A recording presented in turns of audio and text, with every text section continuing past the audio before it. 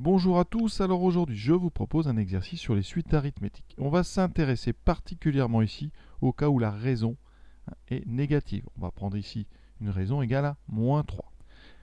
On balayera un petit peu tout ce qu'il faut savoir sur ces suites arithmétiques. Donc premièrement, calculer des termes, les premiers termes, en utilisant juste la définition des suites arithmétiques. Ensuite, on étudiera le sens de variation de cette suite, ce qu'on appelle le terme général, donc la formule qui permet de calculer un directement à partir de n, qu'on appliquera à U10 et U14, et ensuite, important, la somme des termes consécutifs d'une suite arithmétique. Voilà, on est parti. Rappelons tout d'abord ce qu'est une suite arithmétique. Donc on considère une suite ici à partir de n égale 0. Eh bien on va dire que cette suite est arithmétique si, eh bien, quel que soit n naturel, un plus 1 égale un plus r. Ça, c'est ce qu'on appelle une relation de récurrence. Relation de récurrence. Plus simplement, si on traduit cette chose-là, ça veut dire que pour aller d'un terme un au suivant un plus 1, on va toujours rajouter le même nombre. Alors attention, quand on dit rajouter, ça peut être rajouter un nombre négatif et donc ça peut être finalement soustraire toujours le même nombre. Et c'est le cas dans cet exemple. On va rajouter toujours moins 3, ce qui correspondra à toujours soustraire 3. Donc, comment calculer U1 ? La relation, vous voyez, nous dit que ici, UN plus 1 va être égal à UN plus moins 3, ce qui veut dire que UN plus 1, c'est UN moins 3. On va donc toujours enlever 3.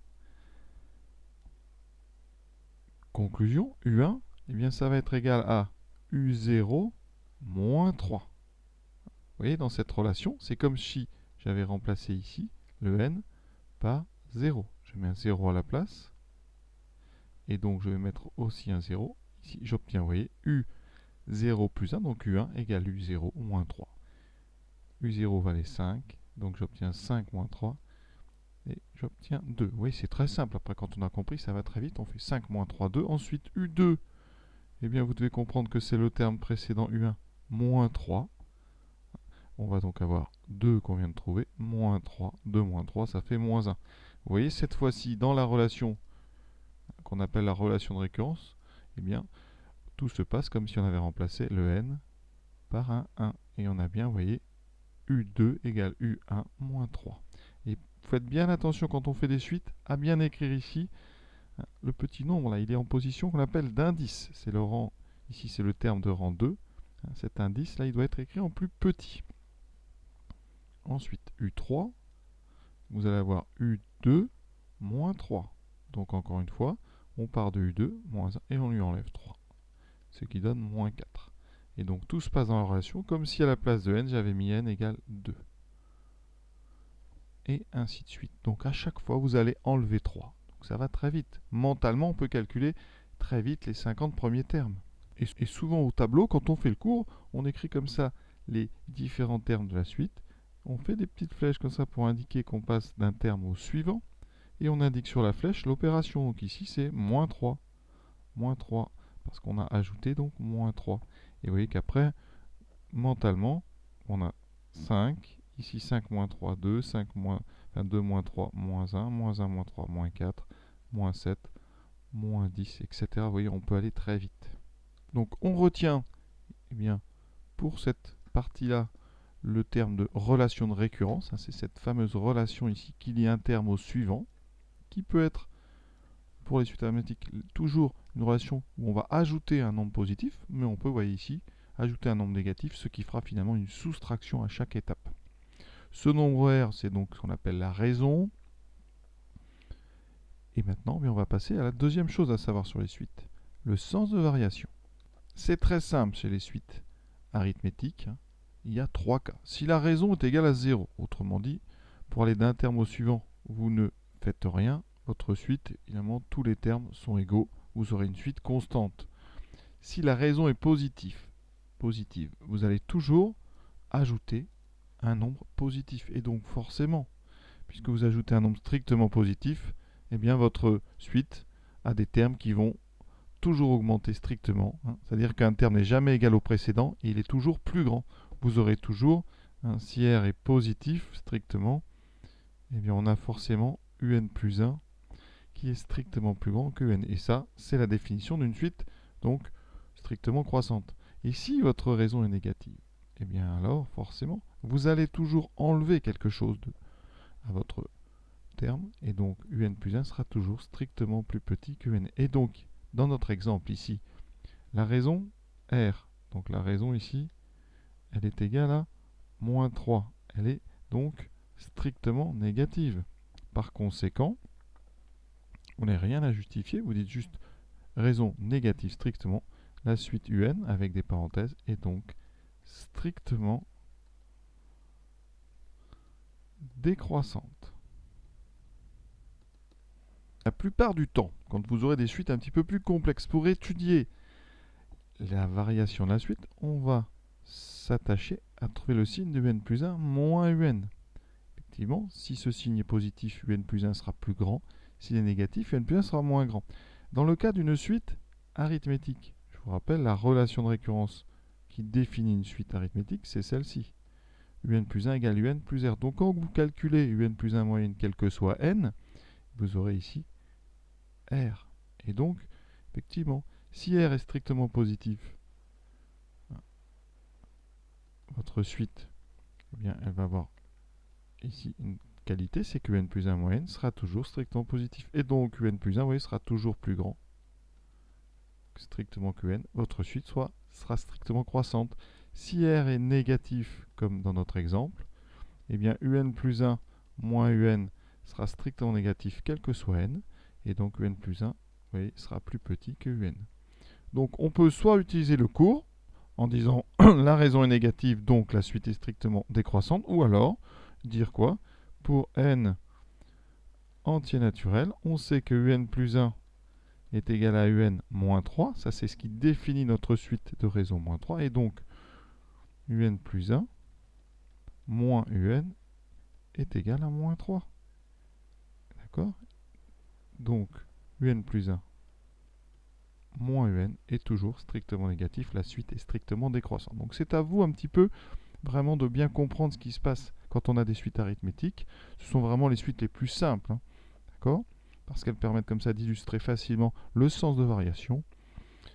Et ce qui nous concerne pour la question suivante, le terme général. Et donc pour finir cette question 2, juste les termes. Donc on a dit 5, vous enlevez 3, 2, on enlève 3, moins 1, on enlève 3, moins 4, moins 7, moins 10. Vous voyez bien qu'ici, on a quelque chose qui est de façon évidente, strictement croissante. Par contre, en maths, on aime démontrer les choses, donc la démonstration, ça sera de dire, voilà, d'après le cours, raison négative, suite strictement décroissante.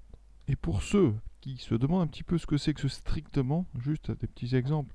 Ici, vous voyez notre suite, quand on fait 5, 2, moins 1, ça descend et un terme n'est jamais égal au précédent. Il est toujours strictement plus petit. Vous voyez, moins 4, moins 7. On pourrait avoir une suite qui ne serait plus arithmétique. Par exemple, 5, 2, alors ça descend, voilà. Et à un moment, par exemple, on aurait 2 fois moins 4. D'accord? Cette suite ici, elle serait décroissante parce qu'on voit que ça descend. Par contre, vous auriez ici deux termes égaux. Cette suite ne serait pas strictement décroissante. Elle serait uniquement décroissante. Et évidemment, dans le cas des suites arithmétiques, la progression ici est toujours la même. On enlève toujours la même chose dans notre exemple. Donc vous ne pouvez pas avoir ce phénomène ici de deux termes égaux si la raison n'est pas nulle. Donc, vous voyez, on aura toujours soit une suite strictement croissante, soit strictement décroissante. Et si la raison est nulle, ce qui ne nous arrivera jamais, on va dire, évidemment, raison nulle, vous aurez toujours les mêmes termes, suite qui n'a pas d'intérêt en termes d'arithmétique. Qu'est-ce que vous allez trouver dans le cours? Eh bien que si on prend une suite arithmétique dont le premier terme est U0 et la raison R, eh bien la formule qui permet de trouver UN directement, c'est la suivante, c'est UN égale U0 plus N fois R. Donc ici, on connaît U0. U0, c'est 5. La raison R, c'est moins 3. Donc, pour N entier naturel, vous allez avoir UN qui vaudra donc 5 plus N fois moins 3, autrement dit 5 moins 3N. D'accord? Et vous voyez que grâce à cette formule, eh bien, on va pouvoir calculer directement n'importe quel terme en remplaçant n par l'indice qui nous intéresse. Ça s'appelle donc le terme général. Il faut différencier donc cette formule qui permet de calculer UN directement à celle qu'on a vue depuis le début, qui était ce qu'on appelait une relation de récurrence, qui permettait de calculer un terme en fonction ou grâce au précédent. Vous voyez, là, cette formule, elle est beaucoup plus puissante. On peut trouver un terme directement en connaissant son indice. Cette formule-là, c'est celle qu'on utilise quand on connaît U0. Parfois, certaines suites commencent à U1. Dans ce cas-là, il faut adapter la formule. On verra ça dans d'autres exercices, mais dans ce cas-là, on dira que UN est égal à U1. Mais attention, il faudra faire n moins une fois la raison. Ça, vraiment, c'est à détailler dans des exercices un petit peu qu'on verra plus tard. Mais vous voyez, si j'applique cette formule dans le cas de notre exercice, j'aurai donc UN qui vaut U1. U1, on l'a calculé, je vous rappelle, ça fait 2. Ça ferait 2 plus n-1 fois moins 3. Et si je développe, donc n fois moins 3, ça fait moins 3n. Moins 1 fois moins 3, plus 3. Et je retrouve bien évidemment 5 moins 3n, c'est-à-dire la même formule. Donc ça sera à vous d'adapter les formules à la situation. Si la suite a un terme U0, vous utilisez cette formule-là. Si la suite commence à U1, vous utiliserez celle-là. Donc vraiment, il faudra faire très attention, notamment dans les exercices contextualisés, avec par exemple des données économiques. Parfois, on préfère commencer avec un capital, par exemple, qui serait C1 et non pas C0, pour mettre en adéquation, par exemple, l'indice et le numéro de l'année. On verra ça dans des exercices vraiment plus tard. Et tout de suite, on applique cette formule. Comment calculer U10 ? Eh bien, inutile de calculer U9, U8, etc. On va directement appliquer cette formule en remplaçant le n par 10. Donc ça fera 5 moins 3 fois 10. Donc 5 moins 30, ça fait donc moins 25. Sans cette formule, comment on aurait fait ? Eh bien, on serait parti donc de notre terme U0. On aurait ensuite eu U1, U2, U3, U4, U5, vous voyez, U6, U7, U8, U9 et U10. Alors on y arrive, mais c'est beaucoup plus long. Alors là on y arrive en plus parce que moins 3 c'est entier, donc ça va vite. Évidemment, vous comprenez que si la raison est un nombre un petit peu plus complexe, on gagnera vraiment beaucoup de temps pour calculer un terme, notamment dans U14. Eh bien, U14, on fera 5 moins 3 fois 14, donc 5 moins 42, qui donnera moins 37. Et vous voyez que ça va plus vite. Alors là, j'ai pris U10, U14. On aurait pu prendre directement U, par exemple, 2019. Et ça nous aurait donné 5 moins 3 fois 2019. On gagne vraiment beaucoup de temps. On a tout de suite la capacité de calculer n'importe quel terme. Dernière question, et dernière finalement compétence à avoir en termes de suite arithmétique, c'est le calcul de la somme de termes consécutifs d'une suite arithmétique. La formule, alors elle peut être complexe, mais en français elle est très simple, et vous allez la retenir, c'est le nombre de termes multiplié par la moyenne des extrêmes. Alors il faut bien comprendre ce que c'est la moyenne des extrêmes.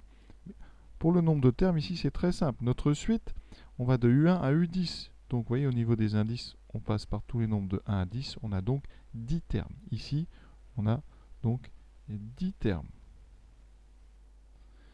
La moyenne des extrêmes. Une moyenne, la définition de ce qu'on appelle la moyenne de deux nombres, la moyenne arithmétique d'ailleurs, parce qu'il existe plusieurs types de moyennes.